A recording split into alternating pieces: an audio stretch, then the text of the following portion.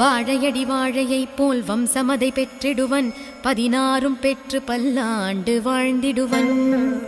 சாந்தியும் சௌக்கியமும் சர்வ மங்களமும் பெருகிடுமே ஸ்கந்தகுரு கவசமிதை கருத்துருத்தி ஏற்றுவீரேல். கர்வம் காமக்ரோதம் கலிதோஷம் அகற்றுவிக்கும் முன் செய்த வினையகன்று முருகனருள் கிட்டிவிடும். அறம்பொருள் இன்பம் வீடு அதிசுலபமாய் கிட்டும். ஆச்சாரம் சீலமுடன் ஆதிநேம நிஷ்டையுடன் கள்ளம் இலாவுளத்தோடு கந்தகுரு கவசந்தனை சிரத்தா பக்தியுடன் சிவகுமரனை நினைத்து பாராயணம் செய்வீரேல் பார்க்கலாம் கந்தனையும். கந்தகுரு கவசமிதை மண்டலம் நிஷ்டையுடன் பகலிரவு பாராமல் ஒரு மனதாய் பகருவீரேல். திருமுருகன் வேல் கொண்டு திக்குகள் தோறும் நின்று காத்திடுவான் கந்தகுரு கவலையில்.